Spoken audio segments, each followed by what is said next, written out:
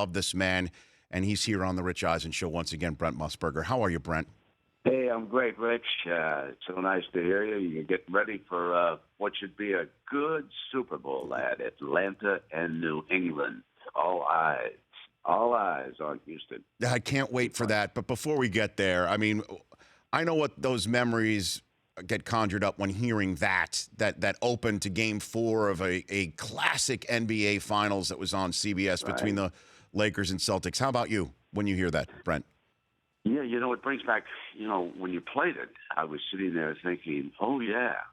Oh, that was great. And I'm talking about the series now. And the memories that come back when you hear that. And you want to go back in and see the games again. I mean, the Celtics and the Lakers, the series that they had back in the 80s, back and forth, of course, Rich Magic Johnson changed the whole complexion of the Los Angeles franchise. He brought a joy to the team, and he made Kareem Abdul-Jabbar a much better player, just as Oscar Robertson did when he joined the Milwaukee Bucks, and Kareem and the won the world championship against the Celtics. There's so many memories back in time of NBA was entirely different back in that particular era, as most of the games were. The overall athletic ability in this country has improved dramatically. This is the greatest period that we've ever been through with athletes at all levels. I'm still a bit disappointed in our men's tennis lack of production, but that's a story for a different day, eh? Yeah, no doubt. And this day is something I'd love to take some time to just pick your brain as to why you're doing this. Why are you hanging up the microphone, Brent? Well, there's a time to move to new and different challenges. My wife and I are going to be moving out to Las Vegas for a couple of reasons. One of which is I hope that the Raiders make a move there too. I bet. That's really not the primary reason. We've got, I guess they're going to announce on Monday what the new setting is going to be and the location and everything.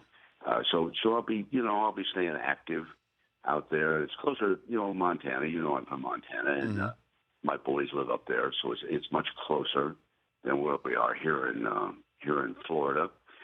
And listen, I'll miss the energy of the live games, and could have continued that, but I think it was time to get off the road a little bit, if that makes sense. Settle in with Arlene and enjoy a few shows, try something new. I love all sports, you know that, and so I'll still stay. I'll stay up to date on what's going on and what's happening around the country. I think that there is a change in the overall perception of sports gambling.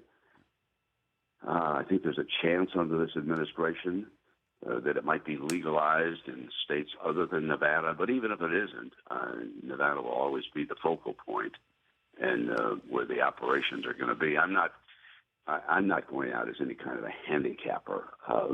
I know that was referred to in the AP story. I mean, I'd go broke if I was betting sports for a living, but I'm interested in the business side of it, and I think it's a vital part of the sporting industry. I don't think the National Football League would be nearly as big as it is today without people enjoying a wager on a game, and I'm not just talking about somebody walking in and betting $100,000 on the outcome of the Super Bowl. I'm talking about man-to-man, maybe bet a dinner on a game, maybe somebody from Atlanta will bet a friend up in Boston, a few bob, whatever. I'm talking about that. Mm-hmm. And, yeah, there's a lot of traffic in offshore wagering. I think it's probably up in the billions. I think it's revenue that the government could at least look at bringing back. And they have to be a little careful what we're saying here, because in the state of New York, they overtaxed the horse racing industry and drove it near ruin up in that state. So it's a big, big business, a big, big industry. Some of the best sporting fans that I'm ever around, to tell you the truth, are involved in handicapping and gambling. They keep an eye on it. And, I think it's come out of the dark alleys. It's not like everybody, listen, the most important thing to the commissioner, Mr. Goodell, and all the commissioners is the integrity of the sport. I got that. That is first and foremost. But the guys who keep an eye on that more than anybody, believe it or not, are the bookmakers, because what they want is an honest game. So I guess I made a short answer endless. But I do want to hit on one thing, though, before we do turn the page to your future, is that, I'm sure you are aware what some people might be saying, and that your comments on Joe Mixon during the Sugar Bowl might have ruffled some management feathers and accelerated this process for you to decide to hang it up. Brent, does that have anything to do with what many of your fans consider to be a shocking turn of events that you are for somebody who is on the game and whose enthusiasm clearly comes through for the game and your voice to decide to hang it up? That's a pretty easy answer for me. We had already engaged in talks that I was leaving way before that Sugar Bowl. In fact, the morning after it, I had a wonderful breakfast with John Skipper in New Orleans, and Stephanie Drury takes over the day-by-day production recently from John Wildhack. And at no time was there any criticism of the comments about Mixon, whom I wished well in a second chance with the National Football League. And the incident that finally came to light, where he unfortunately overreacted to being pushed and slapped, that was about a 15-month-old story and piece of video, and he'd already been suspended for an entire season by Oklahoma. But it had absolutely nothing to do with it. It was quite the contrary.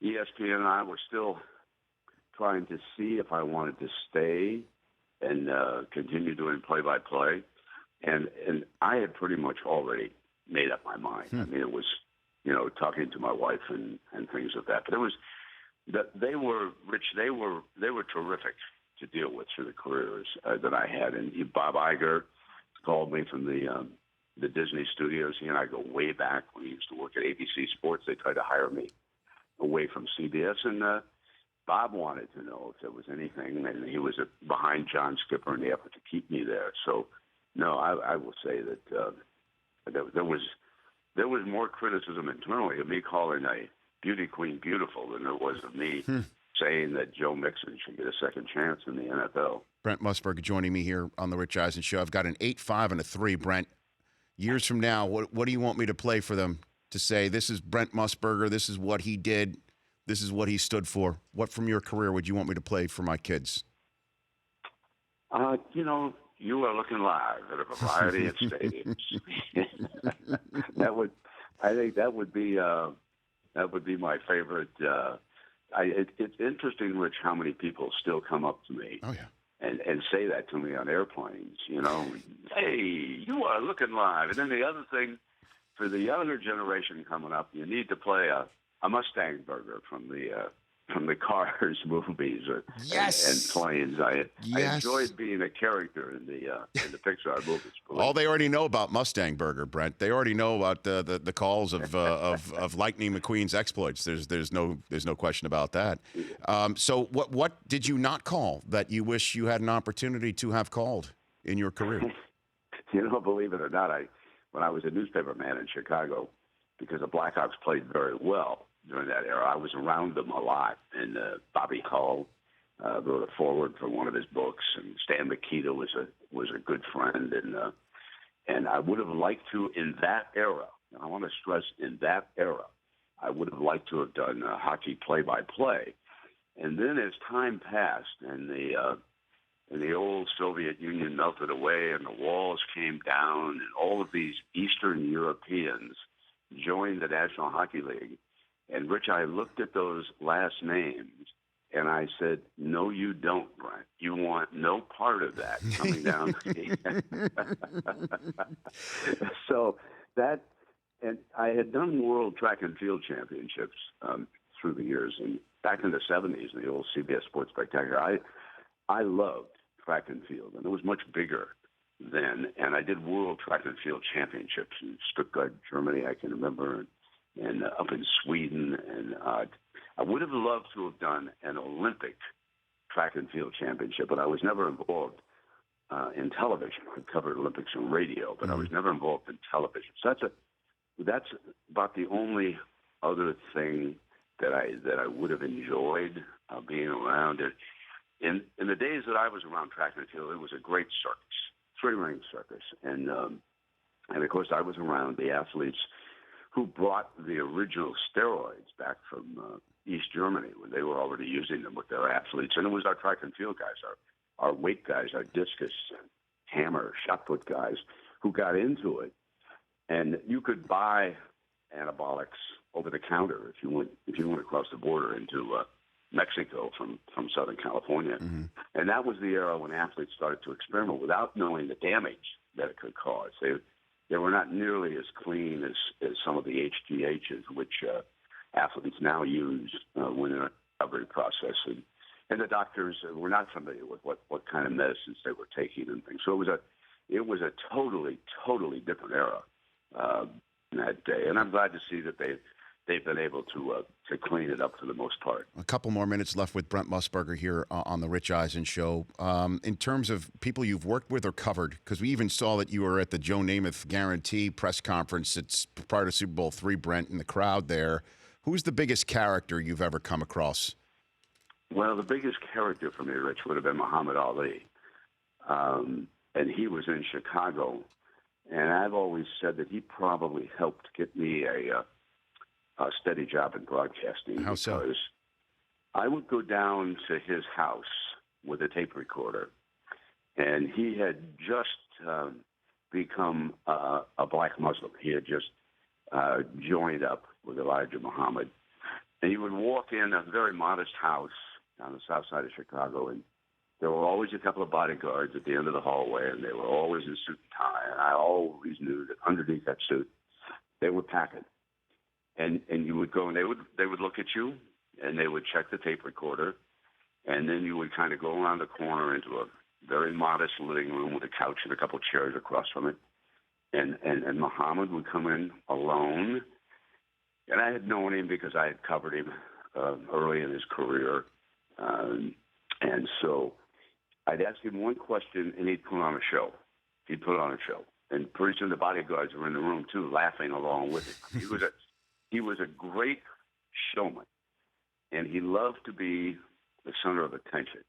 And I'm the prettiest, I'm the baddest, and on he would go. And I'd take it back, and they were so impressed, not with the nature of the question, but the answers that I was getting. And the one sports personality that they had, Rick Weaver, wanted to do play-by-play, which this station didn't do. And so they said, would you leave the newspaper and come over? And I've always thought it was the tapes that I brought back from the champ that turned it. I later covered him in a fight. It was a very sad fight. It was out in Las Vegas. He was over the hill, and he lost to Leon Spinks. But number two would be that picture that you're referring to with Joe Namath at poolside in Fort Lauderdale. And if you look closely at Joe, that very engaging, warm smile that he's always had, and there are a couple of women behind him who are asking for an autograph. And this is a couple of days before the Super Bowl. It was also the week. People have forgotten that during that week, Commissioner Rozelle made it official that it was the Super Bowl. They had tried for a very long time for the NFL-AFL championship game, but that wasn't going to make it because the newspapers always referred to it as a Super Bowl. And so then Rozelle announced it that week, but that got lost because of Joe Namath going to the Miami Country Club and accepting an award that night, in which matter-of-factly he stood up and said, we're going to beat the Colts. I guarantee it. And it was not braggadocio. It was none of us were. Dave Anderson was there from the New York Times. He was very close to Joe. He had been driven over to the dinner with us. And none of us called our newspapers back in Chicago or New York and updated the stories. I think Newsday probably was the only one, as I recall. It was just a little two-paragraph thing in their sports section. But it was after the game, after he had dismantled Baltimore as an 18-point underdog. Then they began to refer back to the guarantee game. But in today's era, that would be, you and I both know, a huge, huge headline. Oh, no on doubt. Friday morning. But it was not it has taken on a life of its own. But to see a bunch of writers, to see a bunch of sports writers out there engaging Namath poolside. Now, just think about trying to get to either of those quarterbacks in Houston, if you're a newspaper man, at their hotel next week when you're down there. It would be impossible. So it was a totally different era, and that was the most important Super Bowl ever played. It gave the AFL credibility.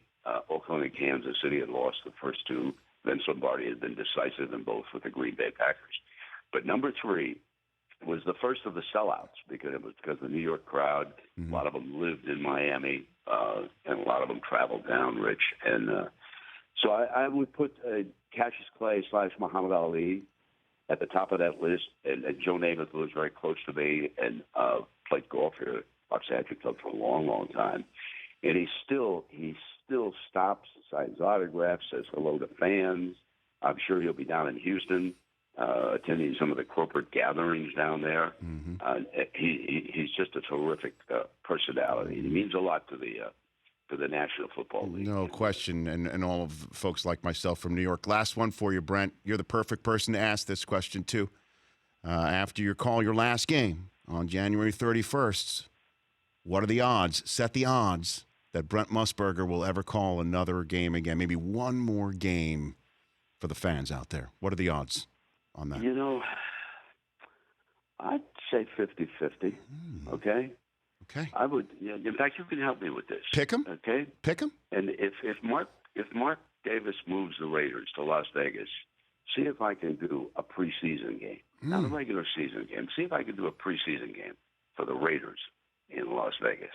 You are looking live as the NFL comes to the desert. All right. Yes, Brent. Okay, I like that. So you're giving us hope. Look, you're a treasure, and I can't believe that somebody who watched you do what you did as a kid has an opportunity to say this to you on behalf of all the fans, like myself. It's certainly somebody like myself who does the job that I do for the NFL Network on a Sunday morning. On behalf of everybody, from my wife and brother-in-law to the Chris Command Center and everybody else, Brent Musburger, thank you. Thank you. Rich, that means so much coming from you. You guys do such a great job. You know how much respect I have for you. Thank you. And I'll stay in touch, my friend. Let's do it. Those words mean an awful lot to me, and I really appreciate it. It's an honor. Pleasure. Thanks again, Brent. You take care. We'll chat soon. Rich. You got it. That's Brent Musburger. The Rich Eisen Show, weekdays at noon Eastern on Audience.